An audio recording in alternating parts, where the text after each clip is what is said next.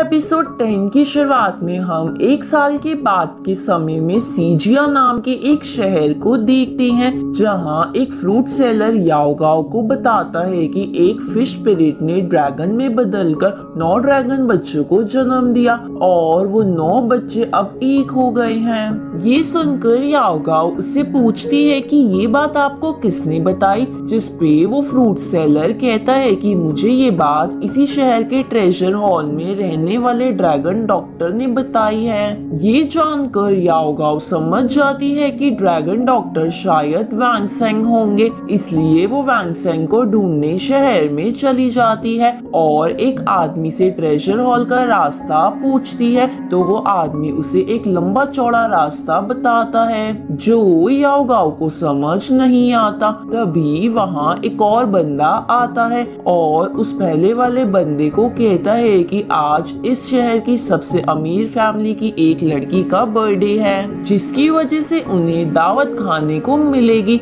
इसलिए वो उस बंदे को वहाँ से ले जाने आया था। जिसे सुनकर वो बंदा याओगाओ को एक टावर दिखाकर कहता है कि उसी जगह के आसपास ट्रेजर हॉल है, तो याओगाओ थैंक यू बोल के वहाँ से चली जाती है। दूसरी तरफ हम उसी लड़की को देखते हैं जिसका आज बर्थडे था, जो अपनी ट्रेनिंग कर रही थी, जिसका नाम मोनिका था। तभी उसकी एक असिस्टेंट आकर उसे कहती है कि आप जल्दी से तैयार हो जाए, क्योंकि आसपास की फैमिलीज के बड़े लोग भी यहाँ पहुँच गए हैं। इसलिए वो असिस्टेंट उस लड़की को एक ड्रेस देती है, पर मोनिका को वो ड्रेस बिल्कुल भी खास नहीं लगती और वैसे भी उसे ज्यादा सजना सवरना नहीं था, इसलिए वो उसी ड्रेस पर एक और कोट डाल के हॉल में चली जाती है, जहाँ पहले से 3 बड़ी फैमिली के लोग बधाई देने के लिए आए हुए थे। अब मोनिका अपनी जगह पर बैठ के उन सबको वहाँ आने के लिए थैंक यू बोलती है, साथ ही वो उन सबको एक महंगा तोहफा भी देती है।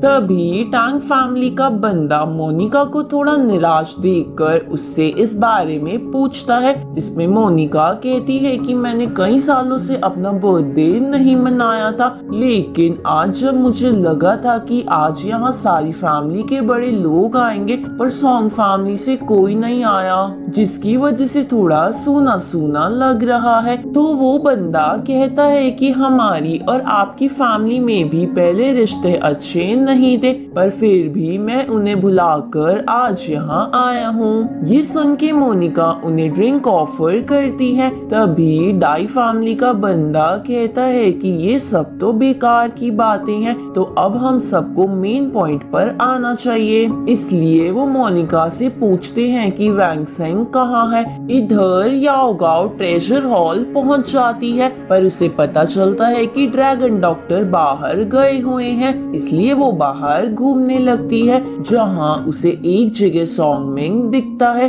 जिसे देखकर याओगाओ को लगता है कि कहीं ड्रैगन डॉक्टर यानी वैंगसेंग इसी के साथ तो नहीं, इसलिए वो उसका पीछा करने लगती है। इधर मोनिका पूछती है कि वैंगसेंग कौन है, साथ ही उसे कहती है कि तुम मेरा बर्थडे मनाने आए हो या कुछ करने, जिस पर वो डाई फैमिली का बंदा कहता है कि मुझे मेरे जासूसों से पता चला है कि वैंगसेंग इसी शहर में कहीं छुपा है, इसलिए तुम मुझे सच सच बताओ, क्योंकि हमारी फैमिली उसकी तलाश में कई समय से लगी हुई है। उसी वक्त वहाँ सॉन्गमिंग भी आ जाता है, तो वो डाई फैमिली का बंदा सॉन्गमिंग से भी वैंगसेंग के बारे में पूछता है, जिस पर सॉन्गमिंग उसे डाई की मरने वाली घटना बताकर कहता है कि मुझे वैंगसेंग के बारे में नहीं पता। तो डाई फैमिली का बंदा बोलता है कि तुम हमें जानबूझकर वैंगसेंग के बारे में नहीं बता रहे, क्योंकि उसने एक टेक्निक की मदद से अपनी स्पिरिट के लेवल को 1 पर कर लिया था,